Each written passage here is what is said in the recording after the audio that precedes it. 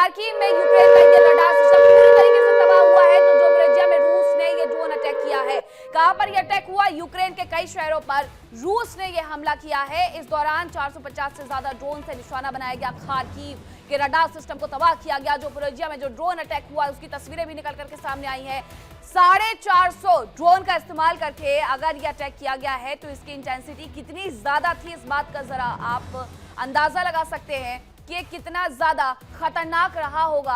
अब ये तस्वीरें जरा देखिए, जो तस्वीरें सामने आई हैं, एक के बाद एक ड्रोन लगातार यहाँ पर फायर किए जाते हैं, उन्हें भेज करके विस्फोट किया जाता है। इसकी वजह से खार्किव में रडार सिस्टम पूरी तरीके से तबाह हो जाता है। इसके साथ ही ज़पोरिज़िया में रूस ने ड्रोन अटैक किया है। परमाणु हथियार को लेकर के यहाँ से बड़े बड़े खुलासे होते रहते हैं, लेकिन अगर ज़पोरिज़िया को निशाना बनाया गया है तो यहाँ से ये सबसे अहम जानकारी हो जाती है। एक और जानकारी आ रही है कि यूक्रेन का रूस पर बहुत बड़ा हमला देखने को मिला है। कहां पर हुआ है? मॉस्को पर यूक्रेन की सेना ने यह बड़ा अटैक कर दिया है। रूसी एयर डिफेंस सिस्टम एक्टिव हुए हैं। डोनेस्क में रूसी फ्यूल ट्रेन पर यूक्रेन का यह हमला देखने को मिला है। ये तस्वीरें जरा देखिए। और बार बार जब इस तरीके से अटैक किए जाते हैं राजधानी मॉस्को पर, तो एयर डिफेंस सिस्टम को भी एक्टिवेट किया जाता है ताकि ज्यादा से ज्यादा नुकसान होने की संभावना को कम किया जा सके। लेकिन जानकारी ये मिल रही है कि एक बड़ी क्षति मॉस्को को यूक्रेन की तरफ से पहुंचाई गई है। अब दो जानकारियां जो आ रही हैं उससे आप समझिए कि किसी भी तरह से जो ये इंटेंसिटी है वो कम नहीं हो रही है, जो अटैक हैं वो कम नहीं हो रहे हैं। अब इस सब के बीच जानकारी मिलती है कि डोनेस्क में रूसी फ्यूल ट्रेन पर यूक्रेन का यह बड़ा हमला देखने को मिला है। मॉस्को पर यूक्रेन की सेना ने यह बड़ा अटैक कर दिया है। दो जानकारियां हैं जिसके मुताबिक एक तरफ रूस ने ताबड़तोड़ हमले किए हैं, 450 ड्रोन भेजे हैं, तो दूसरी तरफ इसी तरीके से यूक्रेन ने भी बदला लिया है। अब यूक्रेन पर रूस के अब तक के सबसे भीषण हमले जारी है। पूर्वी यूक्रेन से लेकर के ओडेसा तक कई इलाके रूसी बारूद से दहल गए हैं।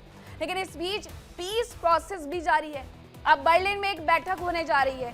जानकारी यह भी है कि ज़ेलेंस्की अपनी जिद छोड़ सकते हैं, यानी बातचीत के कामयाब होने के आसार बन सकते हैं। लेकिन ऐसा होगा कैसे, इस रिपोर्ट में देखिए।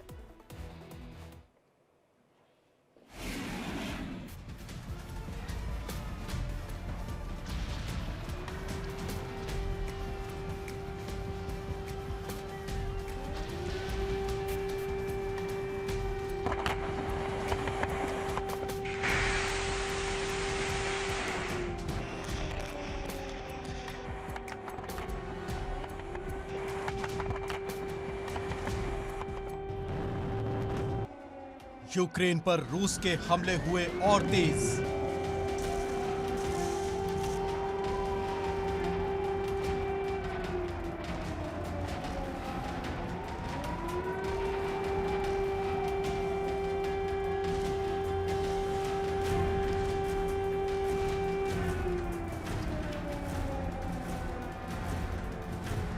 बर्लिन में पीस प्लान पर चर्चा।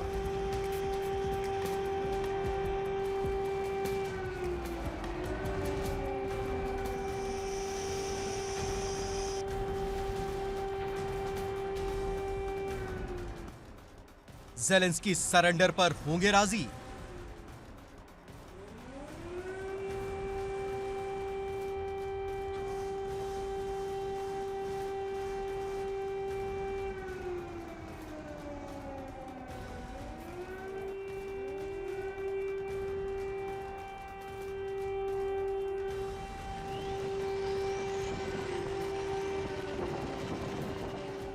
करीब 4 साल से जारी पुतिन का यूक्रेन फतह का अभियान अब यूक्रेन दहन में बदलता जा रहा है।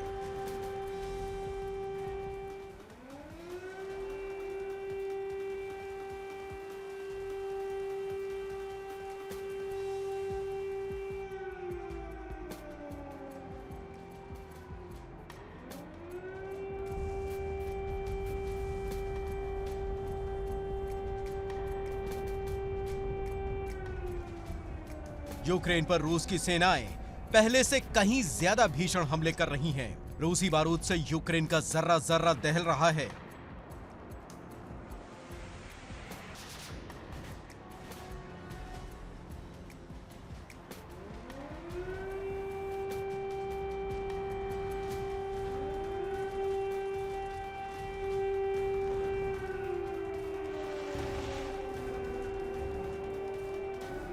क्रेमलिन के जवान यूक्रेन के ओडिशा से लेकर निप्रो तक जबरदस्त हमले कर रहे हैं।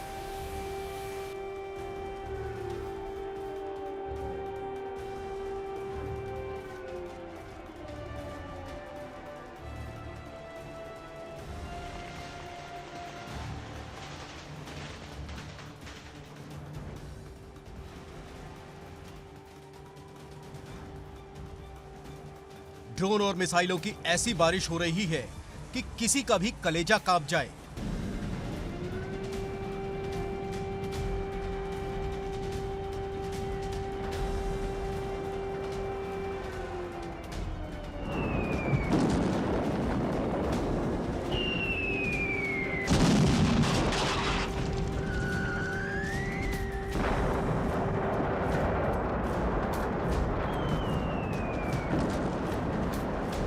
जर्मनी के बर्लिन में शांति प्रस्ताव पर चर्चा होने जा रही है।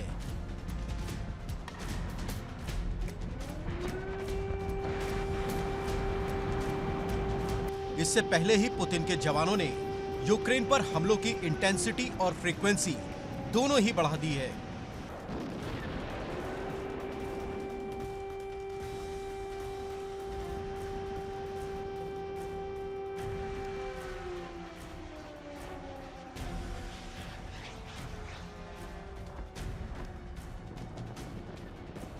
बताया जा रहा है कि रूस ने 450 ड्रोन और करीब 30 मिसाइलें दागी।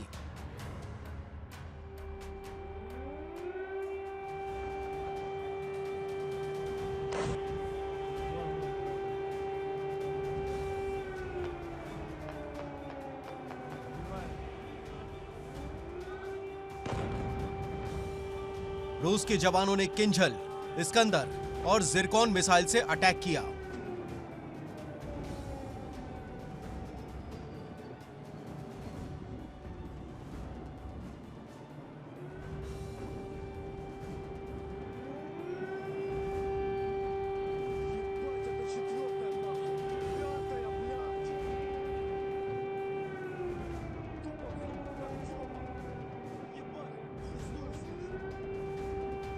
रूसी सेना के हमलों की वजह से सुमी में एक मल्टी स्टोरी बिल्डिंग तबाह हो गई। रूसी सेना ने निप्रोपेट्रोवस्क में भीषण अटैक किए।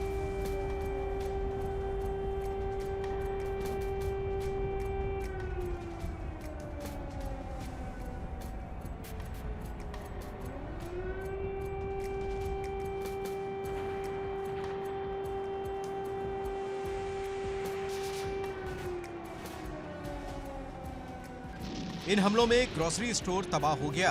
रूसी बारूद की दहशत खार्किव में भी देखी गई। यहां एक प्रशासनिक इमारत तबाह हो गई।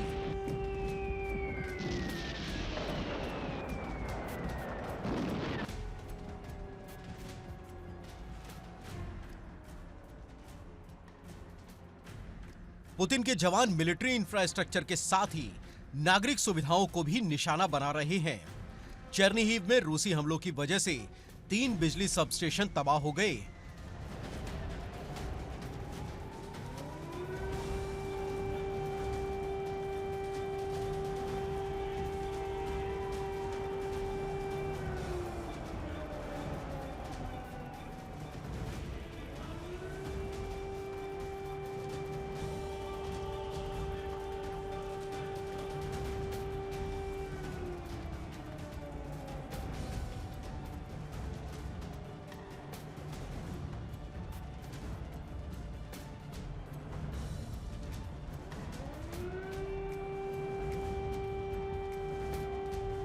जिसके कारण यहां बिजली की सप्लाई ठप हो गई। इसके अलावा किरोवो राद में भी पावर स्टेशन को तबाह कर दिया गया। रूसी सेना की जबरदस्त बमबारी की वजह से मिकोलेव में गैस स्टेशन तबाह हो गए।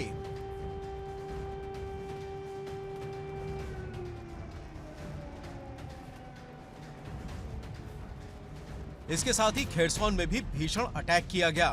रूस के जवान लगातार फ्रंटलाइन पर भी हमले कर रहे हैं।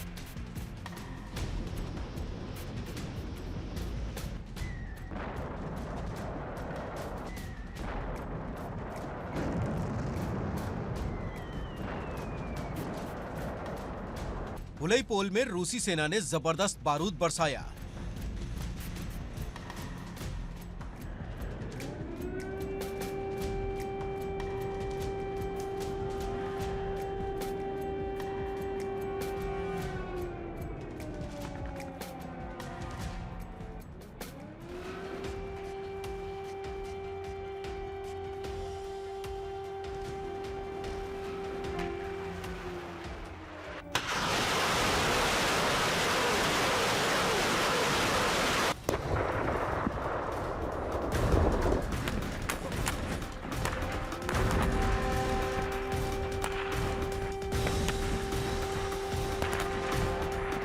खबर है कि यहाँ आधे शहर पर रूसी सेना का कब्जा हो चुका है। रूसी सेना ने डोनेस्क में फैब 1500 बम से हमला किया, जिससे कई जबरदस्त धमाके सुने गए।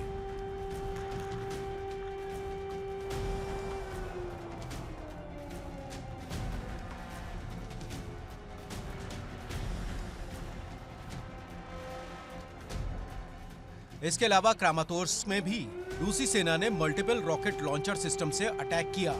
रूसी सेना ने यूक्रेन के तटीय शहर ओडेसा पर जबरदस्त अटैक किया। यहाँ के बंदरगाह पर मौजूद अनाज के गोदाम पर हमला किया गया।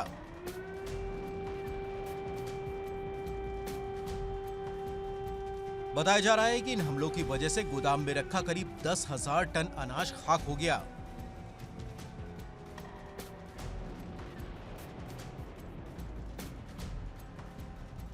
इसके अलावा पावर स्टेशन पर भी हमला किया गया, जिससे बिजली की सप्लाई प्रभावित हुई है।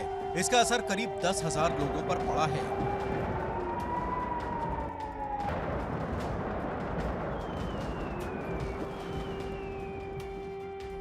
इसके अलावा गैस पाइपलाइन पर भी हमले की वजह से यहां गैस की सप्लाई बंद हो चुकी है।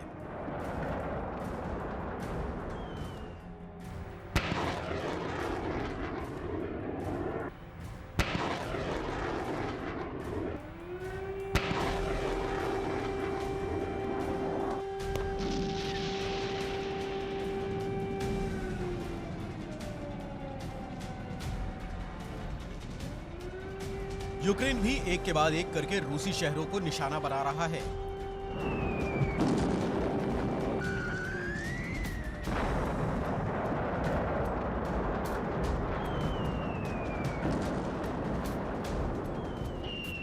यूक्रेनी बारूद से रूस के कई शहर दहल रहे हैं।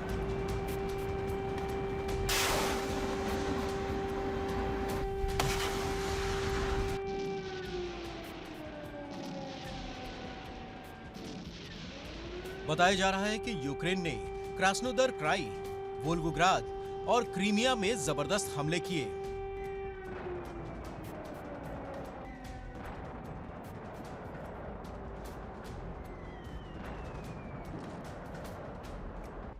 इन हमलों में यूक्रेनी सेना के निशाने पर तेल डिपो रहे। यूक्रेन का दावा है कि बीते 48 घंटे में रूस के 700 से ज्यादा जवान मारे गए, जबकि एक टैंक और 9 बख्तरबंद गाड़ियां नष्ट हो गईं।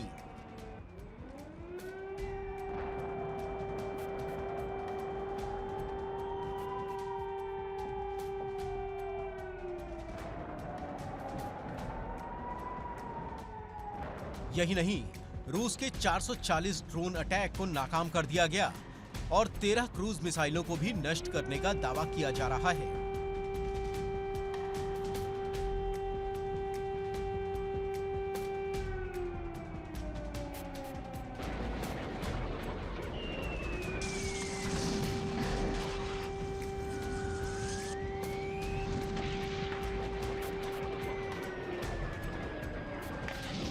जहां एक और रूस ज़ेलेंस्की को डोनबास सरेंडर करने के लिए मजबूर करना चाह रहा है और इसी रणनीति के तहत यूक्रेन पर हमले तेज कर दिए गए हैं।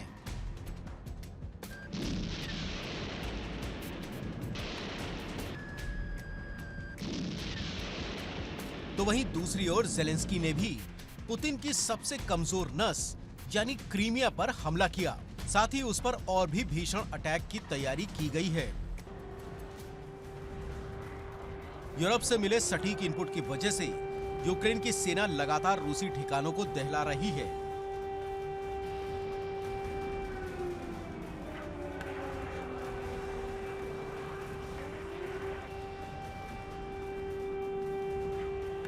ज़ेलेंस्की के जवानों ने 10 लोकेशन को निशाना बनाया। यूक्रेन के जवानों ने क्रीमिया पर ड्रोन और मिसाइल से अटैक किया। यहां यूक्रेन ने स्वदेशी नेपच्यून मिसाइल से अटैक किया। इन हमलों में फील्ड डिपो तबाह हो गया।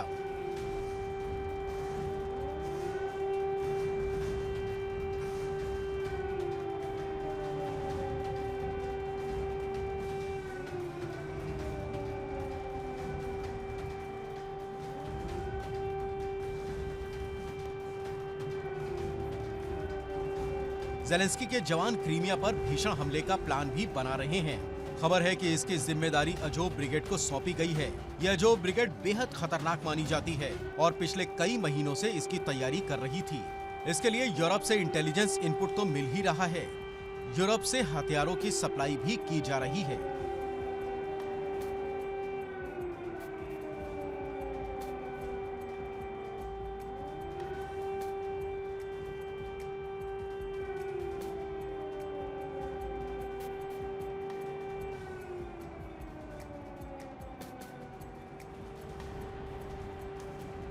रूस और यूक्रेन दोनों ही देशों की धरती दहल रही है, तो वहीं बातचीत के टेबल पर भी हलचल तेज है। पुतिन लगातार ज़ेलेंस्की पर दबाव बनाने का प्रयास कर रहे हैं।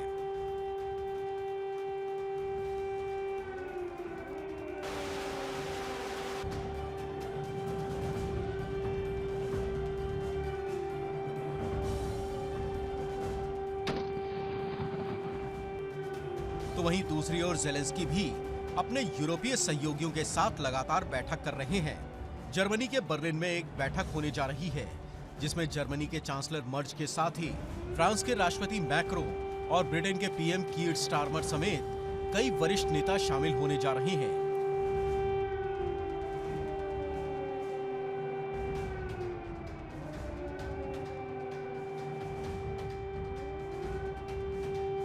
इस बैठक में ट्रंप के दूत स्टीव विटकॉफ और कुशनर भी शामिल होंगे। माना जा रहा है कि यहाँ पीस प्लान की शर्तों पर चर्चा होगी। हालांकि इस बार पीस प्लान के सफल होने की उम्मीद जगी है, क्योंकि ज़ेलेंस्की समझौते की शर्तों पर राजी होते नजर आ रहे हैं। बताया जा रहा है कि ज़ेलेंस्की ने नेटो में शामिल होने की जिद छोड़ दी है। दरअसल रूस हमेशा से ही ये चाह रहा था कि यूक्रेन नेटो की सदस्यता न ले, और अब ज़ेलेंस्की भी इस पर राजी हो गए हैं। हालांकि उन्होंने यूरोप और अमेरिका से सुरक्षा की गारंटी मांगी है।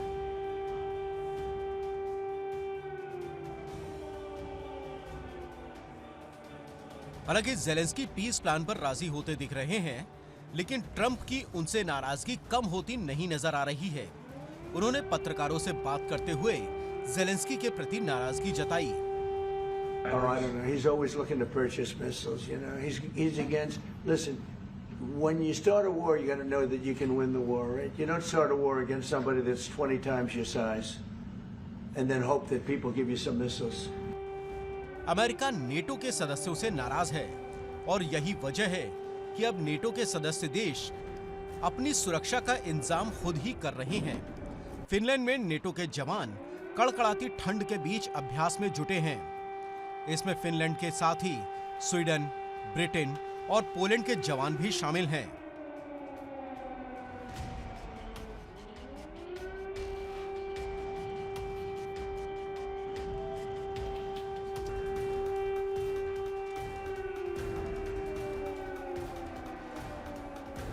ये ड्रिल रूस के साथ बढ़ते तनाव को देखते हुए की जा रही है।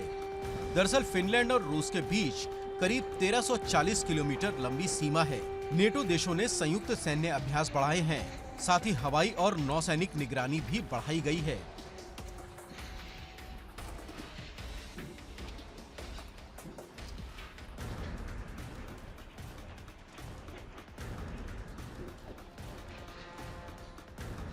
फिलहाल दोनों देशों के बीच जंग का सबसे विभत्स चेहरा नजर आ रहा है। लोग तड़प रहे हैं। बारूदी आग की वजह से बिना बिजली और पानी के कड़कड़ाती ठंड में रहने को मजबूर हो रहे हैं। बातचीत की प्रक्रिया भी जारी है, लेकिन हर किरदार को सिर्फ अपनी फिक्र सता रही है।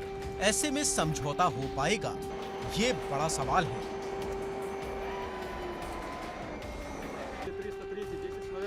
Bureau report, India daily.